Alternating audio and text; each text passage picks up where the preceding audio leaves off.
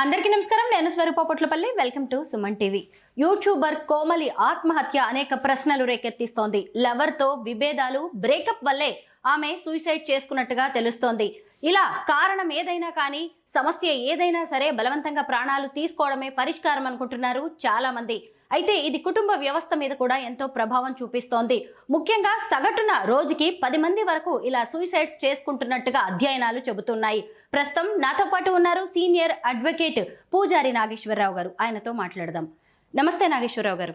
మీరు కూడా చూసారు కదా, కోమలి అనే అమ్మాయి జస్ట్ బీఎస్సీ చదువుతుంది. ప్రియుడితో వచ్చిన చిన్న గొడవ వల్ల ఆమె ఆత్మహత్య చేసుకుంది. దీని మీద మీరేమంటారు? నేను చాలా సందర్భాలలో ప్రతి ఒక్కరికి చాలా స్పష్టంగా ఏం చెప్తున్నా అంటే ఏంటంటే, బంధాలన్నీ బలహీనమైపోయినాయి. కుటుంబ వ్యవస్థ అనేది కుప్పగూలిపోయింది.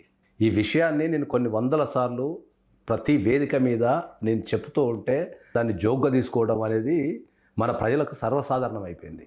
కుటుంబ వ్యవస్థ అనేది ఎప్పుడైనా స్ట్రాంగ్ ఉంటేనే సమాజం స్ట్రాంగ్ ఉంటుంది, సమాజం స్ట్రాంగ్ ఉంటేనే దేశం స్ట్రాంగ్ ఉంటుంది అనే విషయాన్ని కొన్ని లక్షల సార్లు నొక్కి వక్కానించి చెప్తున్నా కూడా మన ప్రజలు ఏంటంటే దున్నపోతు మీద వానబడ్డట్టు ఎవ్వని కాడ ఏమనుకుంటున్నారంటే ఎవ్వడెట్టిపోతే నాకెందుకు, నేను తిని పడుకున్నా లేదని ఆలోచిస్తున్నారు. ఇప్పుడు నేను ఏమంటా అంటే, ఇప్పుడు కోమలిది తీసుకుందాం అనుకుందాము. ఒక యంగ్ జనరేషన్లో ఉన్న ఒక అమ్మాయి ఒక జీవితాన్ని ఎంతో అనుభవించి జీవితంలో ఎన్నో ఉన్నత శిఖరాలకు చేరుకోవాల్సిన ఒక అమ్మాయి ఆత్మహత్య చేసుకుంటే ఓకే, అది ఎప్పుడు కూడా కుటుంబంలో తప్పు, దాంతోపాటు సమాజం తప్పు కూడా అని చెప్తాను నేను. ఆత్మహత్య కానీ హత్య కానీ ఎప్పుడు జరుగుతుంది, ఇది చాలా స్పష్టంగా చెప్పిన నేను. మళ్ళీ ఒక 1000 సార్లు మళ్ళీ చెప్తాను నేను. ఒక ఆత్మహత్య కానీ హత్య కానీ కుటుంబంలో ఎప్పుడు జరుగుతుంది అంటే ఏంటంటే, నాకంటూ ఎవరూ లేరు అనే ఒక ఫీలింగ్ వాళ్ళ మనసులో వచ్చినప్పుడు వాళ్ళు ఆత్మహత్య చేసుకోవడం కానీ లేదా చంపడం కానీ చేస్తారు. ఒంటరితనం, మెయిన్ డిప్రెషన్. ఈ మధ్య కాలంలో విజయారెడ్డి ఒంటరితనము డిప్రెషన్ ఎక్కడి నుంచి వస్తుంది? నాకంటూ ఎవరూ లేరని ఒక ఫీలింగ్తో వస్తుంది. ఓకే, ఆ ఫీలింగ్ ఎవరు కల్పిస్తున్నారు? మిగతా కుటుంబ సభ్యులే కల్పిస్తున్నారు. ఏమైనా డబ్బు గురించి మాట్లాడము, లేకపోతే రకరకాల కారణాలతోని కుటుంబ సభ్యుల మీద ప్రెజర్ పెట్టడంతో ఒక కుటుంబంలోని ఒక సభ్యుని అర్థం చేసుకోకుండా రకరకాల ప్రయత్నాల వల్ల ఈ చావటాలు చంపటాలు అనేటివి చాలా ఎక్కువైపోయినాయి. ఇప్పుడు నేను కొన్ని వందల సార్లు కుటుంబ వ్యవస్థ కుప్పకూలిపోయింది అని చెప్తే కూడా ఎవరు నమ్మటం లేరు కదా. ఉదాహరణకు నేను ఇవాటి పేపర్ తీసుకుందాం. మనం ఇవాళ ఎంతమంది చనిపోయారు ఈ దేశంలో, ఎటువంటి పరిస్థితుల్లో చనిపోయారు అన్నదాన్ని మనం మాట్లాడదాం. తండ్రిని కాల్చి చంపిన తనయుడు. ఎక్కడన్నా కొడుకు తండ్రిని చంపడం అనేది మన మన నాగరిక చేతులు ఉందా అండి? ఒక తండ్రిని కొడుకు కాల్చి చంపాడు. కారణం ఏంది? చదువుకోమని ఒత్తిడి చేసిండంట. చదువుకోమని ఒత్తిడి చేస్తే నన్నే చదువుకోమంటాం అని చెప్పేసి కాల్ చేసిండు. ఇది ఒకటి అయిపోయిందా? ఇది రెండోది. ఇప్పుడు మనం ఇప్పుడు ఏదైతే టాపిక్ మాట్లాడుతున్నామో, ప్రేమ విఫలమై యూట్యూబర్ ఆత్మహత్య, కోమలి. ఇది రెండోది. కట్టుకున్నోడే నరకం చూపించాడు. కన్న కొడుకు ముంగట తల్లి ఆత్మహత్య. కన్న కొడుకుని రూమ్లో కూర్చోబెట్టి, కొడుకు నువ్వు ఆత్మహత్య చేసుకోకు అని ఏడుస్తుంటే వాడి మొగడి ఆత్మహత్య చేసుకుంది. ఇది ఎంత దారుణం అంటే, ఆ పిల్లగాని యొక్క మానసిక పరిస్థితి ఏముంటుంది? ఒక తల్లి తన కళ్ళమూడ చనిపోతే, ఒక చిన్న పిల్లగాని కళ్ళమూడ ఒక తల్లి చనిపోతుంటే ఆ పిల్లగాని యొక్క మానసిక పరిస్థితి ఏముంటుంది? 3 అయినాయా? ఇంకా చూపిస్తాను నేను. ఇదంతా ఈరోజు పేపరే. బాసర IIITలో విద్యార్థి ఆత్మహత్య. బాసర IIITలో విద్యార్థి ఆత్మహత్య.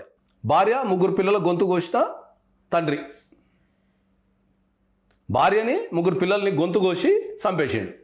అరే, ఇప్పుడు ఒక సంఘటన, ఇప్పుడు ఈఆర్ పేపర్లో తండ్రిని చంపిన కొడుకు, ఓకే, ప్రేమ విఫలమైందని ఆత్మహత్య చేసుకున్న ప్రియురాలు కోమలి, ఓకే, తర్వాత కళ్ళ ముంగట భర్త అక్రమ సంబంధం పెట్టుకుంటని చెప్పేసి కొడుకు కళ్ళ ముంగట ఆత్మహత్య చేసుకున్న తల్లి, ఓకే.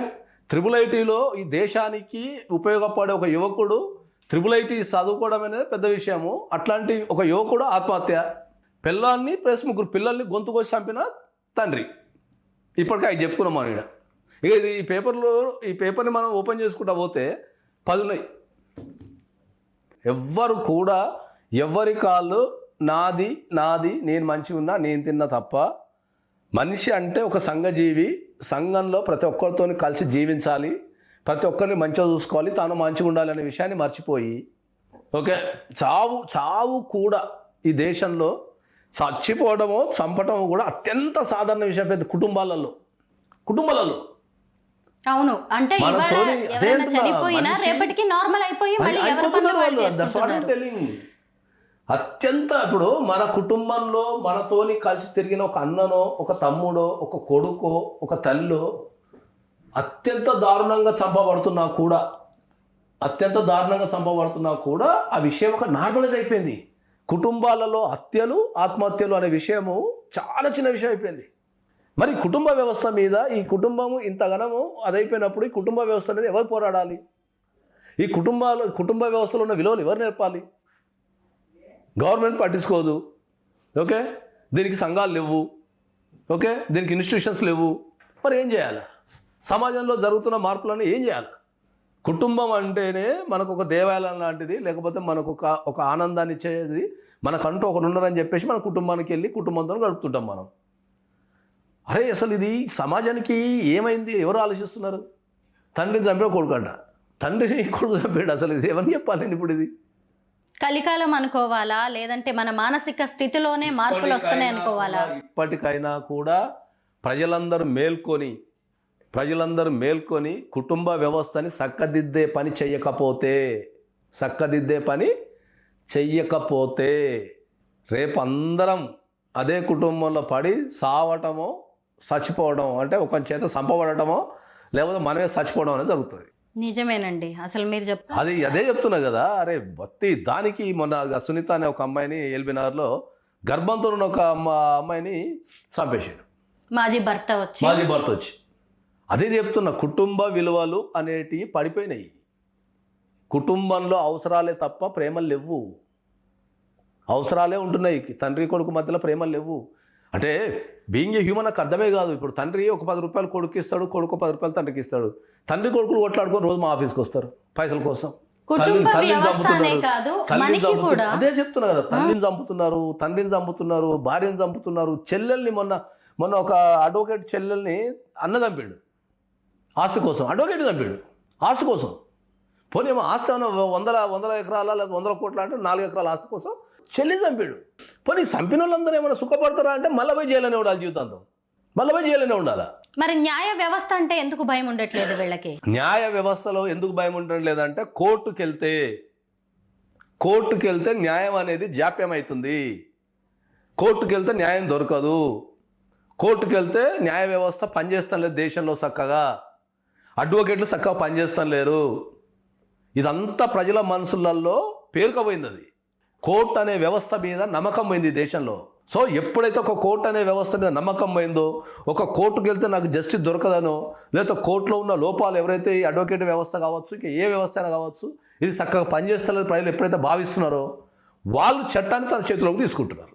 వాళ్ళు ఏం చేస్తారు? చట్టాన్ని చేతిలోకి తీసుకొని చంపడమో లేదంటే చచ్చిపోవడము. ఈ ప్రపంచంలో దేనికైనా సొల్యూషన్ చంపటము చచ్చిపోవటము అనేది ప్రజల మనసులలో భారీగా పేరుకపోయి ఈ హత్యలు ఆత్మహత్యలు మొత్తం మీద ఈ హత్యలు ఆత్మహత్యలు అనేవి సమాజానికి హానికరంగా మారుతున్నాయి. మన కుటుంబ వ్యవస్థను కాపాడుకోవాల్సిన అవసరం ఉంది. ఇది మనందరి బాధ్యత అని లాయర్ గారు చెప్తున్నారు. థ్యాంక్ యూ సో మచ్ అండి.